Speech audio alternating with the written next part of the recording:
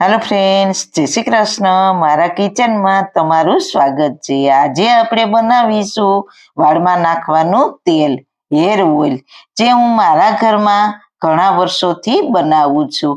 આજના સમયમાં નાના મોટા બધાને વાળને લગતી સમસ્યા હોય છે. આ રીતથી બનાવેલા તેલના રોજિંદા વપરાશથી તમારા પ્રોબ્લેમમાં ચોક્કસ ફરક દેખાશે. જુદા જુદા તેલ અને જુદી જુદી સામગ્રીથી બનેલું આ તેલ 1 થી 1.5 વર્ષ સુધી સ્ટોર કરીને ઉપયોગમાં લઈ શકાય તેવું છે. નાના મોટા બધાને વાપરી શકાય તેવું છે.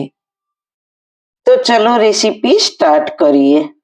રેસીપી સ્ટાર્ટ કર્યા પહેલા જો તમને મારી રેસીપી ગમતી હોય ને હજુ સુધી ચેનલને સબસ્ક્રાઇબ ન કરી હોય તો પ્લીઝ સબસ્ક્રાઇબ કરજો અને બાજુમાં આપેલ બેલ આઇકન પ્રેસ કરજો એટલે નવી નવી રેસીપીના નોટિફિકેશન મળતા રહે. સૌથી પહેલા વાળ ખરતા અટકાવી કાળા મજબૂત રહે તે માટેનું તેલ બનાવવા માટે આપણે જે વાસણમાં તેલ બનાવવું હોય તે કડાઈ મોટી અને જાડા તળિયાવાળી લેવાની. અહીંયા મેં મોટી કડાઈ તૈયાર કરી છે. અત્યારે આંબળાની સિઝન છે ને, તો તેલ બનાવવા માટે મેં અહીંયા 250 ગ્રામ ફ્રેશ આંબળા લીધા છે. આંબળા વિટામિન સી થી ભરપૂર અને વાળને કાળા અને લાંબા કરવામાં ખૂબ જ ઉપયોગી છે. તો આ આંબળાને આપણે છીણી લેશું. હવે આંબળાના છીણને કડાઈમાં લેશું. ત્યારબાદ લેશું 250 ગ્રામ દૂધી. દૂધી તાસીરમાં ઠંડી છે. હેર ઓઇલ બનાવવામાં દૂધી ઉમેરવાથી મગજને ઠંડક આપે છે. હવે દૂધીને આપણે છીણી લેશું. તો છાલ સહિત દૂધીને છીણી છે, તો તેને પણ ઉમેરી દેશું. હવે લેશું રસોઈમાં સ્વાદ વધારનાર મીઠો લીમડો. મીઠા લીમડાના પાન ખરતા વાળને અટકાવે છે અને વાળનો ગ્રોથ વધારવામાં ખૂબ જ ઉપયોગી નીવડે છે. સાથે આપણે થોડા કડવા લીમડાના પાન લઈશું. કડવો લીમડો ખોડો થતો અટકાવે છે. હવે લેશું એલોવેરા. તેનાથી આપણા વાળ એકદમ રેશમી મુલાયમ થશે. એલોવેરામાં જે આ કાંટાનો ભાગ અને ઉપરની જે છાલ છે તેને આપણે કાઢી નાખીશું અને અંદરનો પલ્પ હોય તે આપણે કાઢીશું.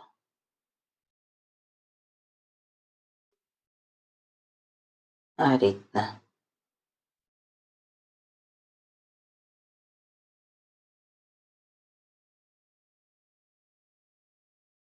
આ પલ્પને મિક્સર જારમાં ક્રશ કરી લેશું.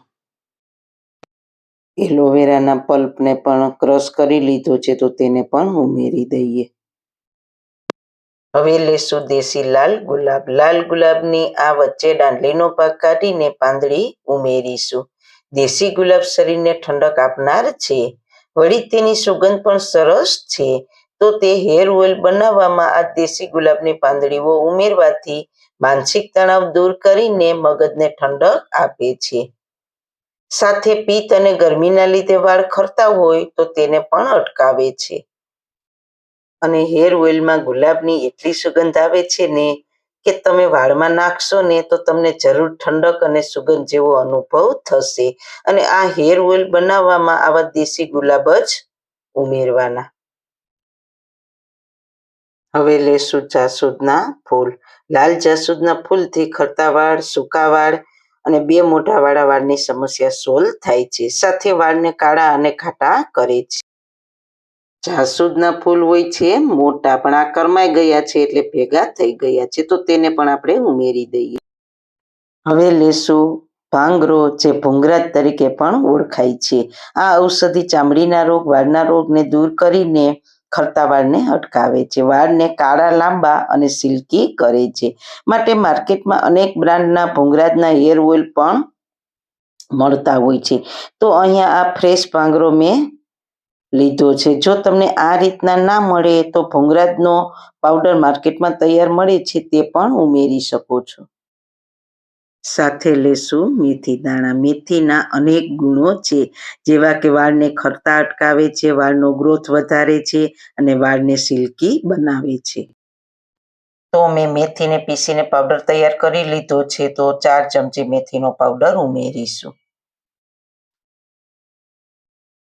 ત્યાર પછી લેશું બ્રાહ્મી પાવડર. બ્રાહ્મીના તેલથી માનસિક તણાવ, વાળમાં આવતી ખંજવાળ ને દૂર કરીને માથાની સ્કિનને ચોખ્ખી રાખે છે. સાથે સૌ ખરી જતા વાળને અટકાવીને વાળની મજબૂતાઈ વધારે છે. 4 ચમચી ઉમેરીશું બ્રાહ્મીનો પાવડર. આને મેં બિલકુલ પાવડર નથી કર્યું, આ રીતના અધકચરો રાખ્યો છે. હવે લેશું કલોંજી. કલોંજી એટલે ડુંગળીના બી. અત્યારે માર્કેટમાં ડુંગળીના તેલ પણ આવે છે, જેના અનેક ફાયદાઓ છે. પણ ડુંગળીના તેલને ઉકાળીએ ને તો બન્યા પછી તેમાં વાસ આવે છે, જેથી કરીને આપણને હેર ઓઇલ વાપરવું નથી ગમતું. તો ડુંગળીના બદલે એટલા જ ફાયદા આપના ડુંગળીના બી એટલે કે કલોંજી 4 ચમચી ઉમેરીશું, જેથી કરીને ડુંગળીના ફાયદા પણ મળે અને ડુંગળીની વાસ પણ ના આવે. હવે હેર ઓઇલ બનાવવા માટે બધા મસાલા તો લેવાઈ ગયા છે, તો તેમાં આપણે તેલ ઉમેરીશું. તો તેના માટે 1 લીટર કોપરેલ તેલ ઉમેરીશું. વર્ષોથી આપણે નારિયેળ તેલ વાપરીએ છીએ, તેના અદ્ભુત ફાયદા પણ છે. તો હવે આ તેલને બધી સામગ્રીમાં ઉમેરી દેશું.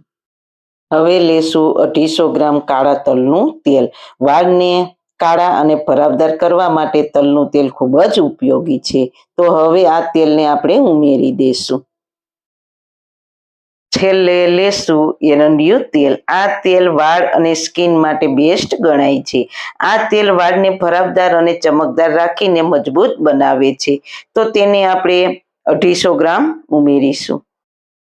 હેર ઓઇલ બનાવવામાં બધા મસાલા અને તેલ તો ઉમેરાઈ ગયા છે, પણ હેર ઓઇલમાં ઉપયોગી 2 સામગ્રી બાકી છે, જે આપણે એક ઉકાળશું ત્યારે ઉમેરીશું અને એક જે તેલ બની જાય પછી છેલ્લે ઉમેરવાની છે.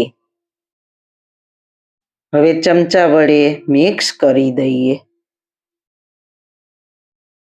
અને મિક્સ થયા પછી આ રીતે ચમચા વડે બધો મસાલો તેલમાં ડુબાડી દઈએ. ત્યારબાદ કડાઈને ઢાંકણ ઢાંકીને 24 કલાક માટે બધો મસાલો તેલમાં પલળવા દેશું. 24 કલાક થઈ ગઈ છે, તો હવે તેલને જોઈ લઈએ. તો તેલમાં આમળા, દૂધી, મીઠો લીમડો, કડવો લીમડો, ભાંગરો બધી જ આયુર્વેદિક ઔષધિઓ પલળી ગઈ છે, જે તેલનો કલર પણ ડાર્ક થઈ ગયો છે. હવે ગેસની લો ફ્લેમ ઉપર તેલને ઉકાળી લઈએ.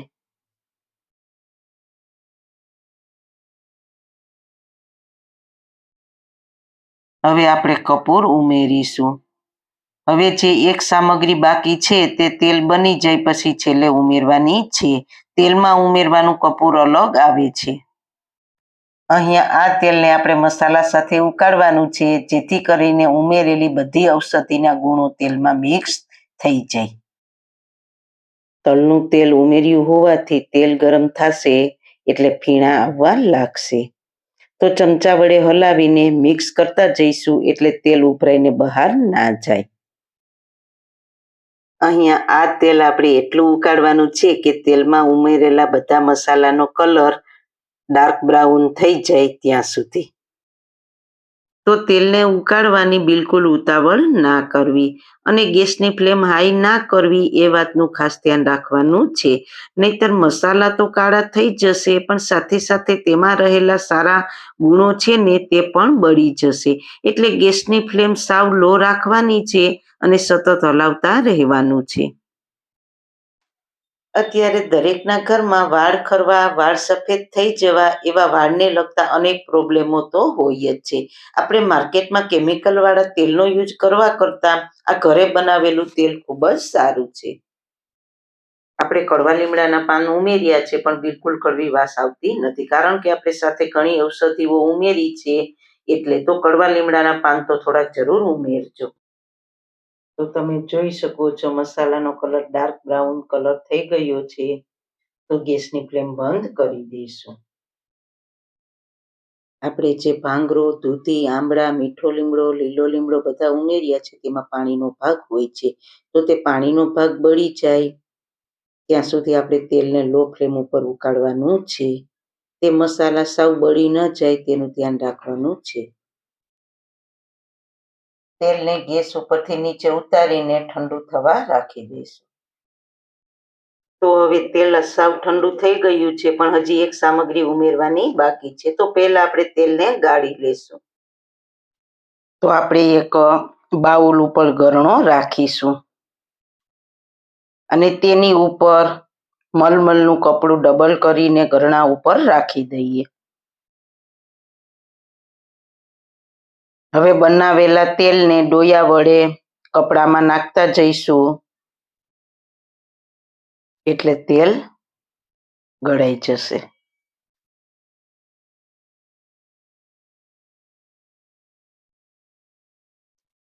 ચારે બાજુથી કપડાને આ રીતના ભેગું કરીને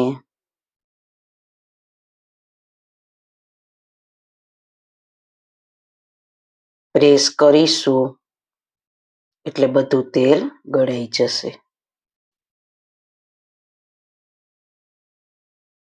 કપડામાં જે મસાલો છે તેને આપણે કઢાઈમાં લઈ લઈશું. આ બધી ઔષધિમાં હજી થોડુંક તેલ હશે તો તેને આપણે કઢાઈમાં એક બાજુ કરી દઈશું અને કઢાઈને ત્રાંસી રાખીશું એટલે બધું તેલ નીતરીને કઢાઈમાં એક સાઈડ આવી જશે. તો તમે જોઈ શકો છો આપણે કઢાઈને ત્રાંસી રાખી હતી એટલે તેલ આપણું નીતર્યું છે. તો તેને આપણે પણ ગરણી વડે ગાળી લઈશું.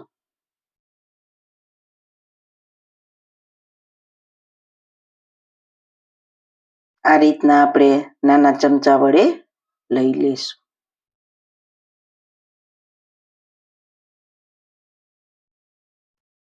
હવે આપણી ઔષધિથી ભરપૂર હેર ઓઇલ તૈયાર છે. આ તેલમાં ફક્ત ગુલાબની ઓરિજિનલ સુગંધ જ આવે છે. તો તેને તમે બોટલમાં ભરીને 1 થી 1.5 વર્ષ સુધી સ્ટોર પણ કરી શકો છો. તો બોટલની અંદરથી બરાબર સાફ કરીને તેલ ભરવાનું. તો ઔષધિથી ભરપૂર આપણું તેલ તો તૈયાર થઈ ગયું છે. તો આ તેલને વાપરવાનું કેમ? તો જ્યારે પણ આ હેર ઓઇલ વાળમાં લગાવવું હોય ત્યારે ગેસની સાવ લો ફ્લેમ ઉપર એક નાના બાઉલમાં જોઈતા પ્રમાણમાં તેલ લઈ લેવાનું અને પછી સહેજ ઉફાળું ગરમ કરી લેવાનું. સહેજ ઉફાળું ગરમ થઈ જશે એટલે તેમાં રહેલ એરંડિયું તેલ છે ને તે ઠીક લાગતું હતું, પણ તે ઉફાળું ગરમ થશે એટલે પતલું થઈ જશે. ઉફાળા હેર ઓઇલને બાઉલમાં લઈ લઈએ. હવે તે ઉફાળા હેર ઓઇલમાં અહીંયા વિટામિન ઈની કેપ્સ્યુલ લીધી છે. વિટામિન ઈની કેપ્સ્યુલ બધા મેડિકલમાં તમને મળી જશે. તો આટલા તેલમાં એક કેપ્સ્યુલને ઉપરથી કટ કરીને કેપ્સ્યુલમાં રહેલ વિટામિન ઈ ઉમેરી દેવું. પછી તેને ચમચી વડે મિક્સ કરી દેવું. આ ઉફાળા તેલને હાથમાં લઈને વાળના મૂળમાં આંગળાના ટેરવા વડે લગાવવાનું અને ઘસતું જવાનું એટલે વાળના મૂળ સુધી તેલ ઉતરી જશે અને વાળ ઘટ બનશે. વર્ષોથી હું આ જ રીતના આમળાની સિઝનમાં હું જ તેલ બનાવું છું. આ રીતના પાથી પાડીને તેલ લગાવવાનું. પણ જો અત્યારની જનરેશન અલગ અલગ આવા હેર કલર વાળમાં લગાવતા હોય છે ત્યારે વાળ ખરાબ થવાનો ડર લાગે છે, પણ આ હેર ઓઇલ વાળને ખરાબ થતા અટકાવે છે. આ તેલનું રેગ્યુલર મસાજ કરવાથી મગજ શાંત થઈને ઊંઘ પણ સરસ આવે છે. તો વાળ માટે તો ખરેખર આ તેલ બેસ્ટ છે. તો ફ્રેન્ડ્સ, માર્કેટમાં મળતા કેમિકલ યુક્ત કલર અને ફ્લેવર વાળા તેલ વાપરવા કરતા આ વર્ષો જૂની રીતથી અને ઔષધિ ગુણોથી ભરપૂર આ તેલ ઘરે જરૂર બનાવજો. મારા વર્ષોના અનુભવ પરથી હું કહું છું કે આ ખૂબ જ ફાયદાકારક તેલ છે.